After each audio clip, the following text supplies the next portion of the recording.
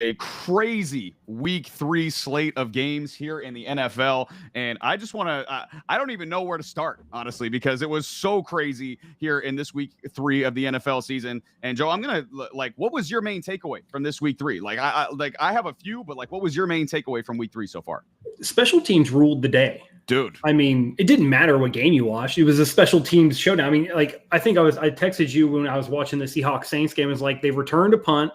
The kickoff went like 70 yards, and then they blocked a punt, and it was just nothing like that. And then you saw it in the Commanders game. Opening kickoff goes 69 yards. The Browns beat the Packers with a blocked field goal. The Jets block a field goal, return one, and score. I mean, it was special teams pretty much across the board. And if it wasn't special teams like the Eagles, obviously we saw that game. Special teams block, big man touchdown. Nothing's better than a big man touchdown, in my opinion. Nothing better. I love a big man touchdown.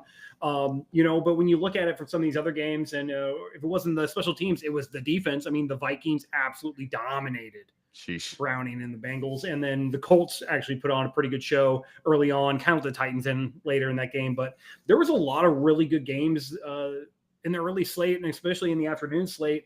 But yeah, I mean, for me, it's all about them special teams, all about that. 110%. It was a great game. It's a great game. Joe, it's funny. It's funny you said that because I was taking notes. Obviously, it's hard. There's how many? 16 games today so far. Like it's hard. Yeah. It's hard to watch all of them intently. So you're trying to take notes just kind of based on what you see. I had the quad box going on my TV and watching 4 games for both the early window and the afternoon window. But I know for me the same thing as you. I wrote special teams in all caps with 4 exclamation points. Like what an amazing day for special teams. And we got to shout out the NFL as well for the new kickoff rules as well, because again, we kind of seen the NFL go towards like it's just all touchbacks every single kickoff, and there's nothing interesting happening. But with the new the new touchback rules, where if it's a touchback, it goes to the 35-yard line, it's incentivized all these teams to start kicking the ball off. And now it seemed like it's trickled down to every single phase of the special teams. Because you talked about it, Joe. There was 5 blocked field goals and 2 returned for touchdowns in the early slate. The Tampa Bay Buccaneers tried to give away that game to the New York Jets with that blocked field goal. The New York Jets obviously returned one for a touchdown. Then Baker Mayfield leads his 3rd straight game-winning drive as the Bucs move to 3-0. But again, we saw punt return touchdowns from, like you said, from Seattle and from Washington. We saw block punts. The new kickoff rules absolutely dominating so far in this NFL season. So again, we love it. Special teams, let's go. And it makes, and two, I love special teams too because it makes every single play entertaining. It makes you really think about every single play. Whereas before, kickoff, you could kind of tune out. Oh, he's just punting, whatever. I can just kind of, I can go get my beer now. Like this is a good time for me to go and get a beer or go and get some food. Now, again, you got to be tuned in for every single one of these plays because any single one of these plays could change the game. I think the NFL did an amazing job. But what about players? What about teams wise, Joe? What players and what teams stuck out for you today as far as the NFL goes? How about the Browns defense? Can Wow. we talk about the Browns real quick? Like, I think we have a problem on this channel as Sammy just gets in here late. Never on time. Late. I do apologize. I had to get a tall drink of water. It was tall. Yes, it was tall. Yeah, it was a tall cup of water. All right. Look. All right. Back on track here. Every time we make a comment about a team, we got to stop. They flipped the script on us the next week. The Lions looked abysmal in week 1, dropped 52 on the Bears in week 2. We say the Bears are hot garbage. I literally put Ben Johnson and Caleb Williams in a thumbnail inside of a dumpster that was on fire. They made the Dallas Cowboys look abysmal. And you know what? I want to talk about how bad the Dallas Cowboys were, but you know what? I'm not going to do it because they're going to come back next week and they're going to embarrass somebody else. It's just the way it seems to go. But the Green Bay Packers, we came out here and we said they were the best team in the NFL. Bar none, hands down, top 10 in both offensive and defensive points per game. Really good team, really good. And what happens? They go out to a lowly Browns team, a team that we picked to finish dead last in that division. And the Browns beat them, score 13 unanswered points in the 4th quarter to beat the Green Bay Packers. And I told you during the game, I was watching it, and I was like, every time I looked down at the Green Bay Packers game, it seemed like Jordan Love was hitting the ground. And that offensive line did not show up today against that daunting Browns defensive front and headed line by Myles Garrett. So, and also, Quinshon Judkins on my bench in fantasy pops off, gets a touchdown, go figure. But, the Browns really surprised me today. I really didn't see that coming from them. The Panthers dropping 30 shutout points on the Falcons. Absolutely insane. How about Michael Penix, right, guys? Oh, hey, man, we're not going to talk about Michael Penix. We're going to talk about the Panthers, man. We're going to talk about my NFC North, or excuse me, my NFC South champ. Yeah, and absolutely. Carolina Panthers. That's what we're going to talk about. But I mean, look, I understand this. This is a team in Carolina that allowed I believe it was 400 total yards the first week, and then 300 total yards the second week, only for them to face Atlanta. And let me get the correct number here. Yeah, Atlanta had 332 total yards and still like lost this game. Like it's like one of those things where like this is one of the funniest looking like stat. I'm looking at it right now. I can't. They did not get into the red zone. That's crazy. That's the Panthers defense. I tried to tell you guys before the season again, and obviously, they get off to a 1-2 start. That's not like they're obviously not the favorites to win the division, especially because the Bucks are now 3-0. But I told you before the season, I really liked how much the Panthers defense has improved. And again, they didn't quite give up 400 yards in week 1, but again, even then, the Jags only scored 26, and there was a lot of turnovers on offense as well. Last week, I think that was more Bryce Young turning the football over than it was the Cardinals really beating them, as we kind of saw this week with the Cardinals, having a disappointing performance. And then this week, we saw them put it together. Bryce Young takes care of the football. The Panthers defense much improved. And again, my boy Michael Penix had a rough game. Oh my gosh, it was a bad game. But again, the Panthers are a lot better football team than I think a lot of people are going to give them credit for this year. Oh yeah, I really do think that like the Panthers, it was a bit of like a growing phase that the Panthers had to get through before. I really think it started in the second half last week. We saw how well that the Panthers played. I want to get back to the Packers for a second because I think this week was really a highlight of what I feared was going to happen down the road in very important games, but it came in earlier than I thought it would. This Packers offense, it's a problem. Oh, yeah. It's a bit of a problem. And it's the offensive line. It's also Jordan Love. It's the lack of a real X factor at the wide receiver or weapons position. Look, I love Josh Jacobs as much as the next guy. He can't be your absolute best offensive weapon. It just can't happen. And, I mean, we were all expecting after a great Thursday night football game from Tucker Kraft for him to have a bigger presence. Well, 3 catches, 29 yards, not much of a presence there. So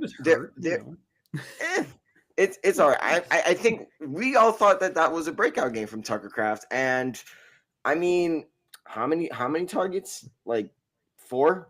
I expected a little bit more. Now granted, the offensive line wasn't good, so that kind of explained that. But man, when the ball's in Jordan Love's hands, can he get it done? And granted, I mean, a field goal got blocked, which was a huge trend today. I don't know what the heck happened there. Oh, yeah. If you've been on time, we already talked about how special teams on that very much in practice. Yeah, that was geez. The opening slate was one of the craziest things I've seen in a while. Was it like 4 blocked kicks? Jeez, it was 5. Seattle had we already talked about it. It was 5. The Browns had 1. Jeez, man. Eagles had 1. Yeah, it was crazy, man. And, I think there was something else we got to talk about here. And it's the fact that the Chargers-Broncos game went absolutely the worst way it could have gone for the Kansas City Chiefs.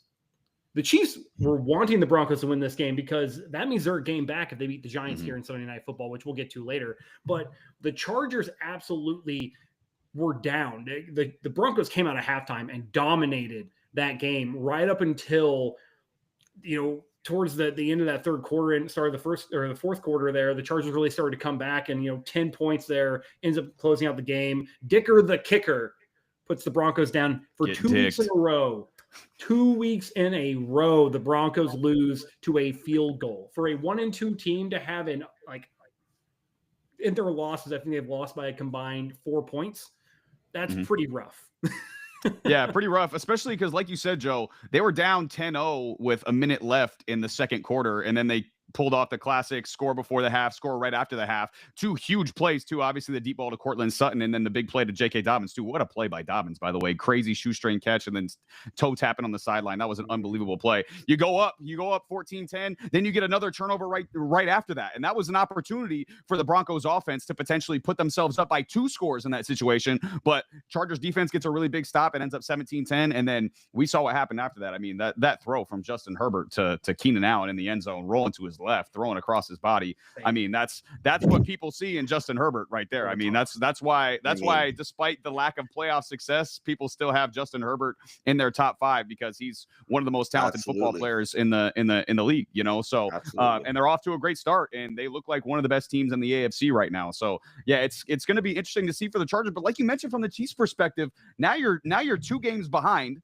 a division opponent who, by the way, the Chargers started off the year Raiders, Chiefs, Broncos. So they're already 3-0 in their own division, including a win over the Chiefs. So they're already 3 games up on the Chiefs, basically, with, you know, obviously 14 games to play. But again, that's a big deficit the Chiefs have to overcome if they want to win that division. So yeah, I'm interested to see about that. But Joe, I also want to talk about something you talked about.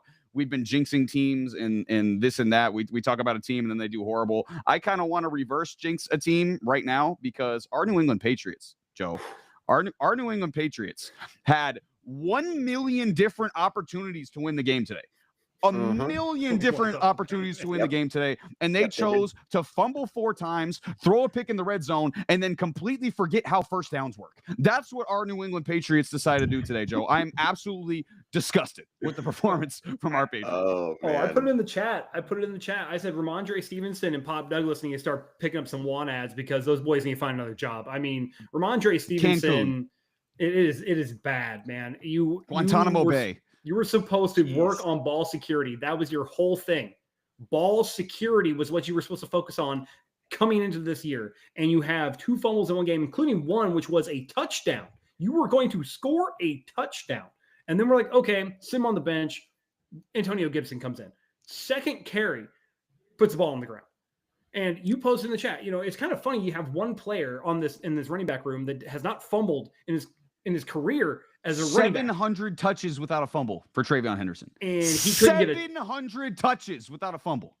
And he couldn't get a touch until like the 4th quarter consistently. Like I'm done with Ramondre Stevenson. And then Pop Douglas, buddy, do not ever run backwards on a 4th and 1.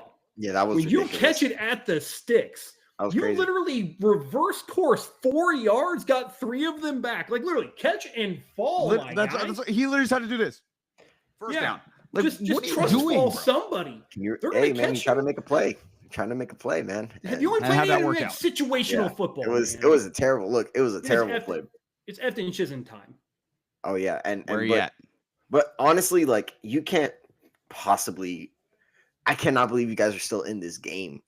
Given the fact that 5 turnovers. That is the most frustrating part about it is because, again, if you just play you don't even have to play a completely clean game. If you just have 2 turnovers in 6 penalties, you blow out the Steelers. It's not even close. We win by 2 scores if we only have 2 turnovers and 6 penalties as opposed to 5 turnovers and 10 penalties. And we're driving to win the game, and we just I've never seen anything like it. It's one of the worst losses in New England Patriots history. I've never seen anything like it. Not to mention, they couldn't protect Drake May either. I mean, he was sacked 5 times? Yeah. He got hit 8 times. And I thought Drake May and Josh McDaniels were dialed in. I thought they both had they had a good rapport. I thought they were great play calls. I thought the defense played really, really good in the second half, as you know, besides that very last drive where Rodgers obviously threw the fade to Calvin Austin. But I mean, I thought the defense played great the entire second half. It's just you can't win a game that you have 5 turnovers and 10 penalties. You can't win it. There's no, you don't deserve to win it. Even if you did win it, you wouldn't deserve to,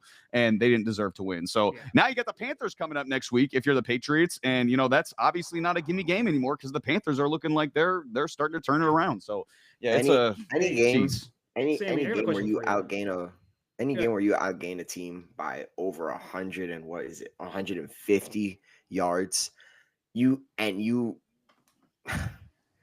the ball over 5 times, and then Oh my goodness. Before you ask your question, Joe, I'm just going to say this: the Steelers aren't good. I don't care they're 2-1. They're not a good team. They've gotten extremely lucky to be 2-1 these first 3 weeks. Yeah, that's I am still teams. on board with the fact that they're going to be under 500 this year. I'm sticking with that take. They're still not a good team, by the way, and that's Sammy, all I have to say about that. Here's my question for you, Sammy. You remember at the beginning of the year, and I had people accosting me because I was like, I don't really trust this Patriots team. I haven't really seen it yet. I don't think they're going to do what everyone thinks they're going to do. They're not going to be this playoff team. There's a lot of mistakes they got to clean up. A lot of, the penalties. I'm not sure. Offensive line, they haven't really proved it yet. And here we are, week 3. And I said we would lose to the Raiders, and we lost to the Raiders. And I said we'd be lucky to get through the first 3 weeks with a win. We did. We beat a Dolphins team that's somehow even worse put together than we are. Sorry, Sammy. Yeah, so I just want to be clear. Sammy, was I right? I just want you to say, because Matt's not the kind of person to admit that I was right, but I think you might agree. Not this early. Not this early. I'm not going to admit that yet. We're 3 weeks. I think we're 3 weeks in, right? I think we are bound to be especially you, Joe. You're bound to be very frustrated, right? It's like you see a team turn the ball over 5 times, get sacked 5 times, right? And still get into the game and then blow it. You see the receiver walk backwards a bit. You're a little emotional right now. And believe me, I know everything about being emotional. I think this Patriots team, they've been in pretty much every single game, despite some of the stuff that they got to fix up. And Vrabel, I think, eventually will have this team dialed in. This is a game they should have won. Let's call it what it is. This is a game they should have won. And against a Pittsburgh team that honestly had no business winning the game. Pittsburgh is a separate conversation, because I think I actually might change my opinion a little bit on Pittsburgh.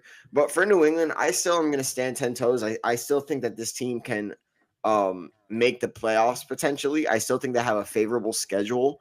But they have just got to stop getting in their own way. They really do. Because even last week, the Patriots had an opportunity to lose that game, and it didn't happen. And this week, I mean, they have an opportunity to win, and just not there. But I'd say give them a little bit of time.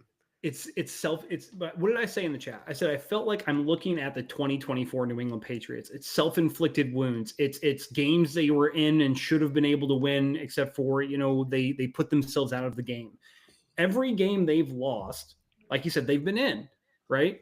And you look at them and you watch them, and it's all the same shit from last year: self-inflicted mistakes and timely penalties, turnovers, and it's consistent. It's consistently the same problem, and it's always the same people. Right. Always the same people. So if you have a consistent problem and it's always the same people, and those people are still on the roster, that's why I wasn't surprised. I think too. I mean, the team is young, especially the offense is pretty young. So obviously Will Campbell's going to get better as the season goes. We would hope Travion Henderson's obviously should get more work, especially after this week where the other 2 running backs combined for 3 fumbles. I think he should obviously get more work as the season goes. I think we're going to start seeing more Kyle Williams as the season goes as well in the receiver core. Drake Mays in his 2nd year. So there's a lot of young players on this offense. There's going to be mistakes. There's going to be growing pains. But again, I'm with Sammy again. Even if they were 0-3, I probably wouldn't have jumped off my pick at this point either. But I'm sticking with them. I'm sticking with the Patriots. But where you want to go with it, Joe? There's no 0-3 team that we are moving off of, I think, and they go by the Houston Texans. I was going to bring them up. Mm-hmm. We go by the Houston Texans. Wow. Like I knew this offense wasn't going to be great this year. I did not know this offense was going to be this bad this year. And it makes sense. I mean, their offensive line is still one of the worst in football. And this running back room, if you're relying on Nick Chubb in the year of our Lord, 2025, that's insane. Nick Chubb, I like Nick Chubb. He's been great in his career. He's just got too many injuries. He's too old. He's just not there anymore. And then Woody Marks in the backfield as well. Okay. Damian Pierce in the backfield as well. Okay. And then this receiver core outside of Nico Collins has not showed up. Again, it's Xavier Hutchinson. It's Jaden Higgins, the rookie that they were really excited about. He hasn't showed up. It's Jalen Noel. He hasn't showed up yet either. So again, all like and CJ Stroud as well. Even the times when CJ Stroud has had time in the pocket, he hasn't delivered these passes the way we're accustomed to seeing it. So this defense is still balling out. Like this defense is still one of the league's best, but it's as we saw with the Green Bay Packers today, it's hard to win a game when you score 10 points. Like how you gonna win an NFL game scoring 10 points? And I mean, before the season, I said I wasn't going to make the same mistake with the Jags that I normally do, and maybe I should have made the same mistake because the Texans just look absolutely incompetent on the offensive side of the ball right now. We all thought that we all thought that in spite of the offensive line, that CJ Stroud in this weapons room and this offense was going to get it together regardless. And we saw the Texans defense and saw them saying, you know what, that's a really good, damn good defense. And you know, the offense isn't perfect. They don't have a great offensive line, but I think we really, really underestimated the trade of Laramie Tunsil and the trade away of Laramie Tunsil and just sending him to the Commanders and getting pretty much, I don't want to say nothing, but it just didn't feel. It might as well be nothing. What am I saying? Yeah, like, pretty much. Because this offensive line has been terrible, and poor CJ Stroud. I mean. That it's 2 touchdowns and 3 picks to start his 2025, and this is his 3rd year. I really hope that we don't get ahead and say that don't start talks about CJ Stroud isn't the guy. I really hope box score watchers aren't gonna do that. I just think right now we're looking at one of those things where we overestimated how unbelievably incompetent the Houston Texans have been as an organization historically. And in spite of the fact that they got bailed out trading Deshaun Watson and receiving CJ Stroud, they didn't fix the one thing they needed to fix back when they even had Deshaun Watson, and it was the offensive line. Now, luckily, CJ Stroud isn't hurt, but unfortunately, the chances of winning the division are slowly creeping down. And now, obviously, 0-3 is a terrible hole to be in. But to give you an idea of how unbelievably bad it is, only 6 teams out of 176 plus have started 0-3 and have made the playoffs. 6 teams, that's 3.4%. So now a team that you thought was supposed to make the playoffs, not just make the playoffs, but win the division, well, now they're in deep trouble and they could potentially miss the playoffs. Oh, for sure. Miss the playoffs is 100% on the board for the Houston Texans at this point. Yeah, I mean, to your point, Joe, I mean, it's going to be super hard for them to even make it at this point, and especially win the division, because we talked about this guy a few weeks ago, Daniel Jones and these Indianapolis Colts, 3-0, scoring 40 points again. I don't know about you guys. I thought this week was going to be the week that they kind of like came back down to earth. I thought the Titans were competitive in these last couple of games. I thought the Colts would come back down to earth and Cam Ward would get it going against a Colts defense that isn't the best, but it's pretty solid. It just didn't happen. And Daniel Jones absolutely balled out again. And we're seeing 2021 Jonathan Taylor again. Jonathan Taylor, that 46-yard touchdown run, he looks back to like how he used to be. 17 carries, $102, and 3 touchdowns today for Jonathan Taylor. He looks unbelievable right now. We're seeing these weapons start to break out too. Michael Pittman Jr. looks back to his normal self. Alec Pierce making big plays down the field. We see it with Tyler Warren over and over again. And Danny Dimes, man, I gotta give him credit where it's due, bro. Danny Dimes, I think these weapons and this offensive line is really good. Indiana Jones, that's it. We got to give him credit, boys. We got to give Indiana Jones some credit. It is. I mean, it's funny because, like, you know, week 1, you're like, I'm not ready to apologize to Daniel Jones. And then week 2, you're like, still. Week 3, is this a formal apology, Matt? No, not yet. A formal apology to Daniel Jones?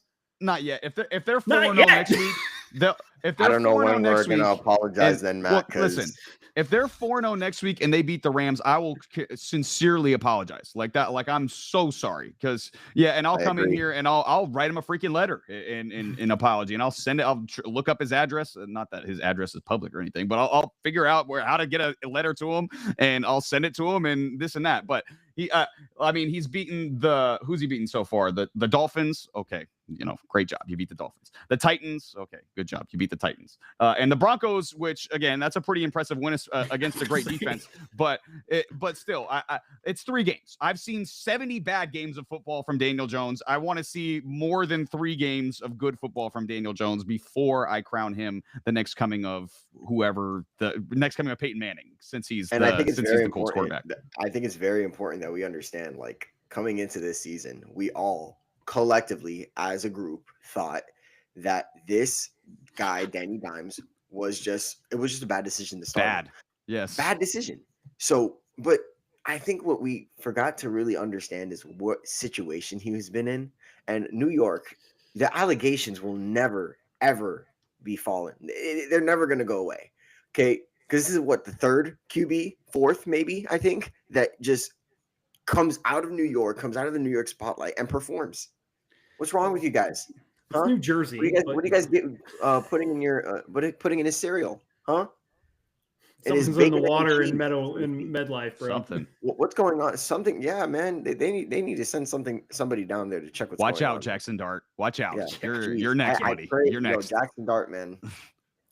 But Sammy, how about another Jones who happens to be 2-0 as a starter with his new team, as Mac Jones leads a game-winning drive for the 49ers, buddy? You like him better than Drake May right now, Joe? He won. He has a better record, right? We're not doing that. We're not doing that. Fraud. No. Jeez. Get it together. We're not doing it. Unbelievable. We're not going there. No.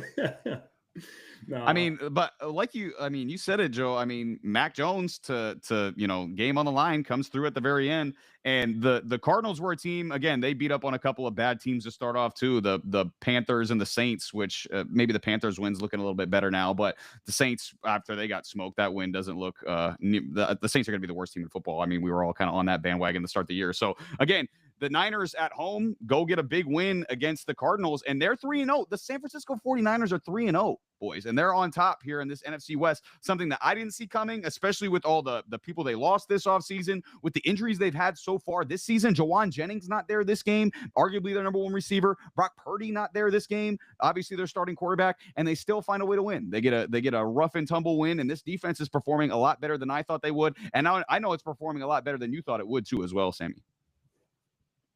They definitely are. You guys, it's no secret I picked them to miss the playoffs. Finish last in the division. Yeah, finish last. Yeah. Look, dang, you remembered that. Oh yeah. I was hoping we didn't. But look, man. I think the Cardinals. Receipts. I mean, they won in time of possession. They won the 3rd down battle. They didn't turn the ball over. Like, it was, and then they outran the Niners. But the truth is that sometimes it doesn't matter. Magic in your life, Sammy. Yeah. That's what it is. Yeah. Sometimes you need some McCorkle magic. Sometimes all it takes is Mac freaking Jones to drive down all the way down your field and just break your heart. Torn jersey Mac Jones is going to be a vibe for a while now. You know what I mean? Used to be gritty Mac. Mac Jones. It used to be the walking draft Mac Jones. That was a vibe for a little while, and now it's freaking whatever torn jersey Mac Jones. But listen, man, we haven't talked about the biggest game so far today, and I think we need to talk about it at least a little bit. This Eagles and Rams game. My goodness, what a football game it was today. And I am here to accept all Jalen Hurts apology letters. There was people out there saying he's the most protected quarterback in football. Nobody criticizes Jalen Hurts. Jalen Hurts can't throw this and that. Watch the second half, ladies and gentlemen. This man was dicing up one of the best secondaries in football. 3 touchdowns, over 200 yards in the second half. Absolutely cooking one of the best teams in football. I will now receive Jalen Hurts apologies because he is a top 5 quarterback. About time, I will say. Like, I do think that this guy Jalen Hurts, look, what makes him top 10 isn't anything to do with like really his throw. We're gonna slow down there. What makes him top 10 is his ability to come through in these big moments. I mean, in the second half, his team was down as much as 19 points, right? And they said, "Hey, Jalen, look, we know our passing offense isn't good right now, and it has a lot to do with our scheme, but we need you to somehow find a way to bail us out. It's the offensive line is a little banged up. Lane Johnson's out. Saquon Barkley's not going to get that many touches because we're down. Can you pull us through? And who would have thought that you have AJ Brown on your roster? Wow. They just realized that today. That's incredible. I cannot believe it. And then Devontae Smith. Whoa, he's here too. I mean, I couldn't have guessed that. I mean, we can actually send out Barkley to like catch passes. I didn't know we could pump the brakes. He was 4 for 9. I 2.3 receptions, not a big deal, all right? Joe knows that because he got him in fantasy. But my point, I guess my thing is that my thing is that this is always there. This is always the potential of the Eagles, and this is obvious. But the Eagles had the highest floor in the entire NFL, and I think that's why people. I think people were getting a little bit too disrespectful. I think people were saying, "Oh, he's not top 10 at all. He's just not a good QB. He just doesn't read the field well." Well, I never said any of that. I'm not gonna go out there and say that he's not a top 10 QB. Why are you looking at me like that? I didn't say anything. You never said he doesn't read the field well. You never said that. He struggles sometimes, but not that he doesn't read the field. Is he better than at reading the field than say a Justin Herbert? No, but he reads the field. Like it's not better than Justin Herbert.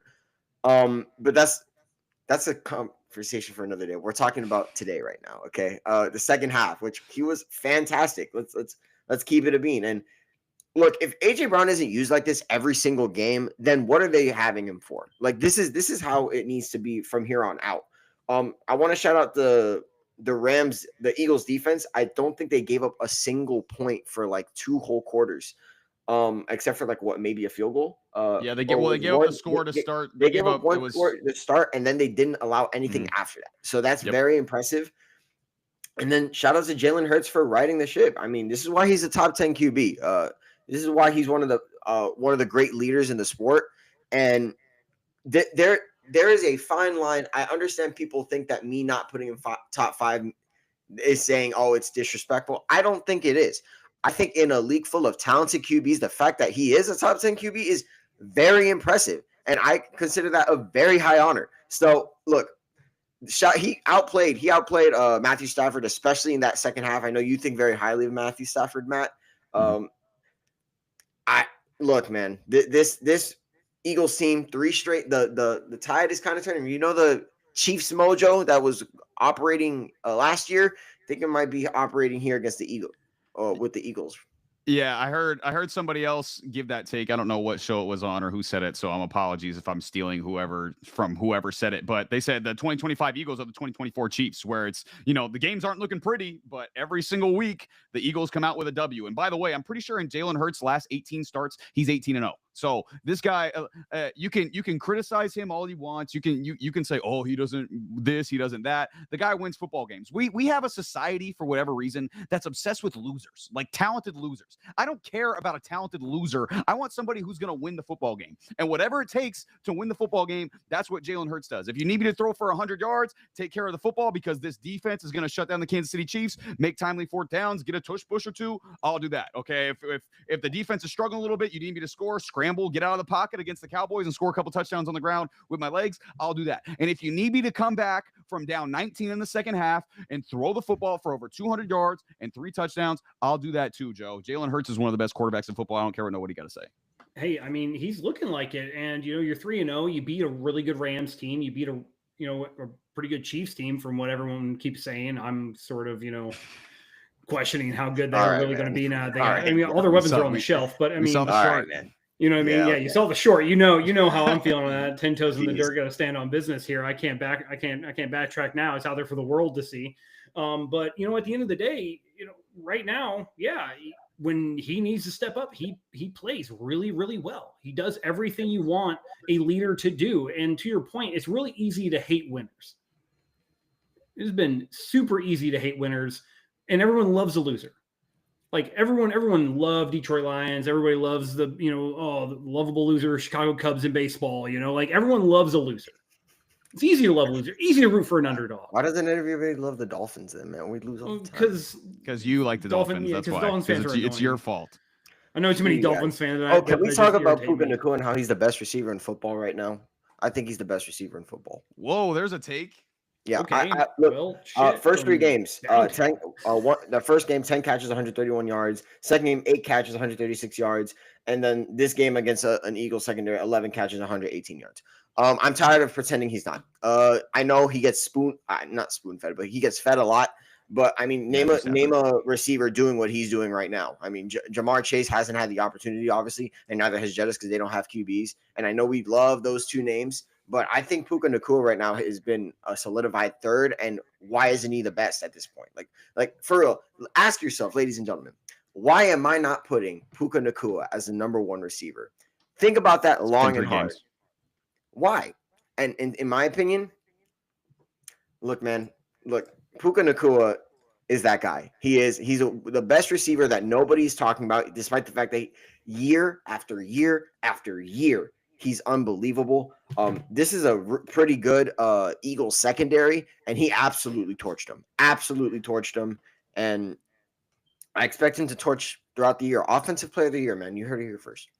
I mean, it's looking like a good pick right now. You called it preseason, looking like a good pick. My only issue with Puka not being my number 1 receiver yet, first of all, it's only been 3 games this year. We're not panicking over 3 games. There's still a lot of really good receivers in the NFL. And second of all, we've seen Matthew Stafford single-handedly carry, maybe not, I'm not going to say single-handedly carry because he's had high quality wide receivers, but whoever Matthew Stafford's wide receiver 1 gets the football and gets it all the freaking time, whether it's Calvin Johnson, whether it's Cooper Kupp, whether, Devontae Adams is there now. When they freaking had Robert Woods, he was throwing to Robert Woods no, he never had Robert Woods. That was Jared Goff. I'm tripping. But still, like even whenever Matthew Stafford has had a high quality receiver, he feeds him the rock a lot. So again, I think if Justin Jefferson had Matthew Stafford, I think Justin Jefferson would probably be going for 2,000 yards. I think if Jamar Chase had Matthew Stafford, he'd probably also be going for 2,000 yards. So again, Puka Nacua, obviously one of the best receivers in the NFL. However, I'm not quite ready to crown him that just yet. But there's one game that I want to talk about that we haven't talked about yet, and you just kind of alluded to it. It's this absolute demolition from the Vikings and the Bengals. And listen, there's certain things. There's certain things. Yeah, Jake Browning played terrible, obviously. But again, do you think Joe Burrow's winning that game? They're winning a game that they lose by 40 points? No way. But there's certain things in life. You never know that you miss certain people until they're not there. And by God, ladies and gentlemen, I miss me some Carson Wentz. I don't know what it is about Carson Wentz, just him running around and taking terrible sacks and just throwing the ball up in the air. I don't know what it is. It's kind of like it's like my guilty pleasure of football. Like I know some people like watching Love Island. I like watching freaking Jersey Shore, like shows that are stupid, but you watch them anyway. That's Carson Wentz for me in the NFL. It's just my guilty pleasure. I enjoy watching Carson Wentz. This is amazing. But obviously, horrible performance by the Cincinnati Bengals. Absolutely dominant performance by the Minnesota Vikings. And Isaiah Rodgers, 2 touchdowns, fellas. 2 touchdowns for Isaiah Rodgers in 1 game from the defensive spot is crazy. That might be the best defensive performance we're going to see this entire year. Like, for real. Like, what, 2 touchdowns, an interception, a forced fumble, and 2 forced fumbles, 2 pass deflections, a fumble recovery. Like, what? Nate, like, he's a defensive back putting that stuff up. I don't think there's going to be a better defensive performance all year long. I mean, I could think of one other one. We've already kind of talked about. The Steelers had a pretty similar line. Not one touchdowns, not a single player, but a single person. Yeah. By the way, shout out to the Minnesota Vikings fantasy. Brian Flores, I put my trust in you. Yeah, sure. Now you do. You help me. I'm so grateful, and you know what? Maybe one day you can become a head coach. I don't think you've been that before. Look, Andrew Van Ginkel, Josh Metellus. This is one of those defenses, man. Brian Flores has these guys ready to play. Like, I understand it's Jake Browning, but I mean the Minnesota Vikings offense really didn't have to do too much to really make an impact on this game. Like, look, the Vikings, man. Kevin O'Connell, every single year. Wizard. This guy can take any QB and make him a successful one. And I think with Carson Wentz there, I think that's going to be no different. I'm expecting Jay Jettis to eventually get, more targets. I think even 7 targets is a little low. I'm expecting him in the 10 range. If I could just go ahead and look at their schedule for the rest. They face the Steelers next week.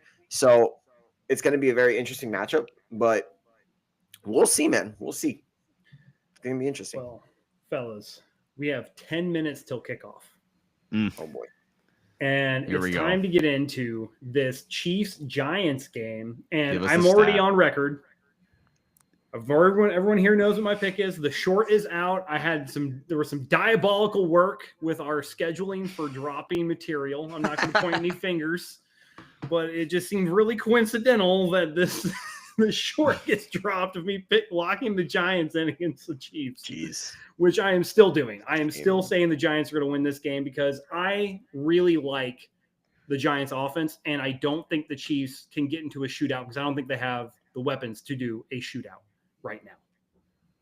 Yeah, I mean, it's going to be I'm interested to see how this game plays out because we talked about the number one part of the New York Giants before the number one unit, I should say, for the New York Giants before the season was the defensive line. And this is a Chiefs offensive line that so far this year has struggled despite Josh Simmons being relatively impressive last week versus the Philadelphia Eagles. This unit has struggled, and we see Patrick Mahomes gets under pressure. He's got to scramble around too much. He's obviously their leading rusher because he's just been scrambling around and getting yards that way. But you put a spy on him, and obviously Xavier Worthy's out this game as well. It's basically just Hollywood Brown and Travis Kelce to make the plays. Their running game has been terrible as well. So if you get after Patrick Mahomes, you shut down these receivers a little bit, it might be a rough game in Kansas City. However, it's the Chiefs are playing the Giants, Joe. You know that? The Chiefs are playing the Giants. I don't give a damn what stat that you have because I've seen it. I know that you're going to say it. I don't care about it whatsoever. I'm picking the Chiefs because the Chiefs are better than the Giants. The Kansas City Chiefs are better than the New York Giants. They need a win really bad. They're desperate for a win.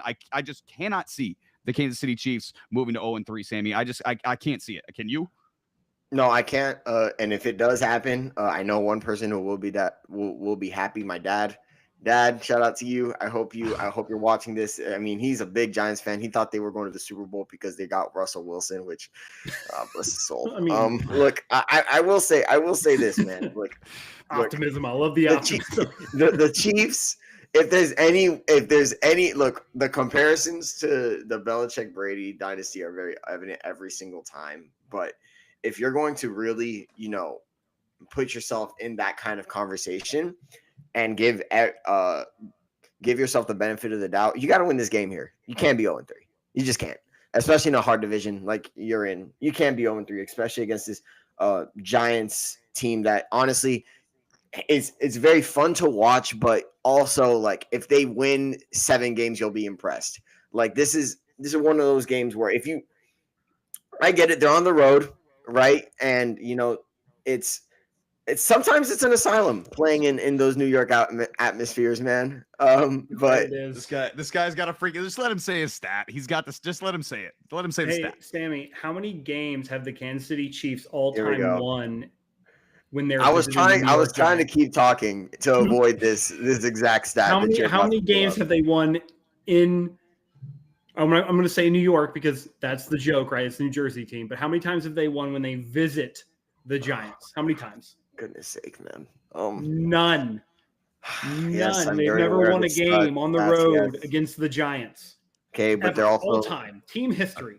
Okay, man. Look, I know. On the flip side of that, Patrick Mahomes is 1-0 difference against the Giants. There you go. 1-0. Yeah. Well, the one factor you forgot to throw in there was the boogeyman, Patrick Mahomes. So a lot of losses with throw that Elvis nugget in there. Gerback. Okay. A lot of losses for the Chiefs with Elvis Gerback and Trent Green at quarterback, and not with Patrick Mahomes at quarterback. Jeez, so have some shame, Joe. Jeez, let's what the heck, man. Let's chill out. Before this, I don't know about you guys. Before this Sunday night game, we also got to talk a little bit briefly about this Monday night game, the Lions and the Ravens tomorrow. What a Monday night football game, gentlemen! This is going to be an incredible game. I expect this to be a high-scoring game. I do expect Derrick Henry to get slowed down a little bit by this Lions run defense that's been really, really good since Dan Campbell has got there. But I think in the Monday night game, I'm still leaning Baltimore Ravens. High scoring game. I think neither of these teams can stop the other one, but I think the Ravens are going to pull out a high scoring game. I'm thinking maybe 34-30 here in this Monday night football game, gentlemen. What do you think? I'm interested in this game. The Detroit Lions are an enigma right now. I'm leaning towards the Ravens. I'm going to pick the Ravens in this game. However, I think these teams are going to combine for 50 plus points. Oh yeah. I think, or at a minimum, I almost want to say 60 plus points. I think this is going to be a 35-30 type of game.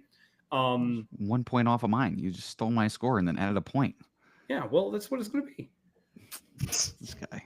We want 31, 35. What do you want me to say here, Matt? 40, score, 42. Man. It's going to be an 82-point game. 55-50, 105 total points. That make you feel better, Matt? You guys can't get it together. Jeez, can I make my pick, man? We don't want to hear your pick, and that's going to be it for us here at Between the Uprights. No. Oh my goodness, man! Look.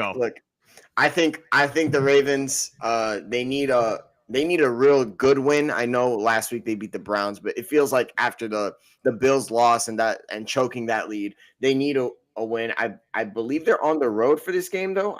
If I'm not mistaken, I believe they're on the road. If you guys can confirm for me, here we go.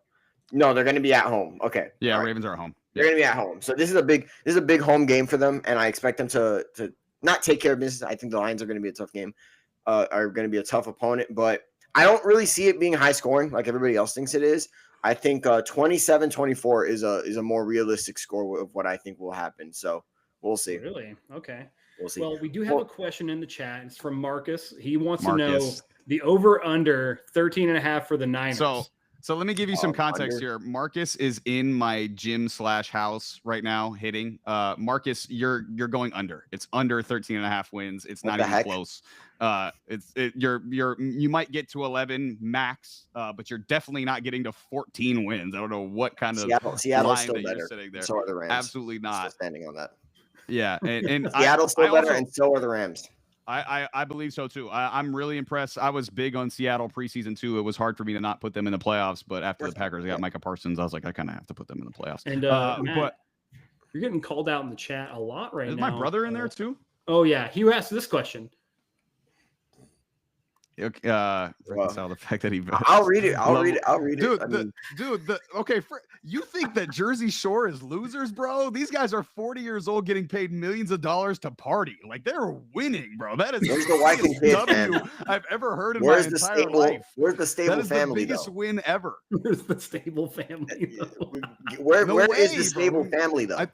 Don't freaking Snooki got a stable family now, don't she? She got a few kids and a husband, even though I'm pretty sure in the show she was actively cheating on her husband. That's terrible. We're off track so far. We started in New Jersey, now we're talking about Jersey Shore. But I do have one other thing, Marcus. Hey man, I got you. Here's one: Giants plus 7.5. That's what we're calling right now. Oh, today? Yeah, maybe. Yeah. Man, if there's a look Sunday night in New York, I think if there's any team that's like gonna upset, look, I think we didn't expect the Browns to complete the upset against the Packers, but another upset that is completely possible is this game right here. The Giants at home. I don't know what it is with the Giants at home at night, but they come to play historically. Just lock it in, Sammy. Pull the pick'ems up and lock it in. Joe, no, I'm not, because I'm not going to go against Patrick Mahomes. Joe, you ducked the smoke on the episode. Can we get $20 on this game, please? $20? 20 whole doll hairs on this 20 whole doll hairs, yes. Can we get $20 on this game? You don't ask me for the points either. Don't ask me for the points. I'm not going to. I can't even ask you for the points. No way. Let's go. Unbelievable. You guys is virtually handshake. This is what gambling does to two grown men, by the way. Let's go, man. Virtually degenerates here on Between the Uprights. Right. Straight up degenerates. But that's it, man. Sammy's our golden boy, all right? You stay golden pony boy over there, right? Very golden. Sammy is the golden boy. But that's it, man. We got to go watch this Giants and Chiefs game. For all you guys who tuned in, thank you guys for tuning in. And we'll catch you on the next one. Peace.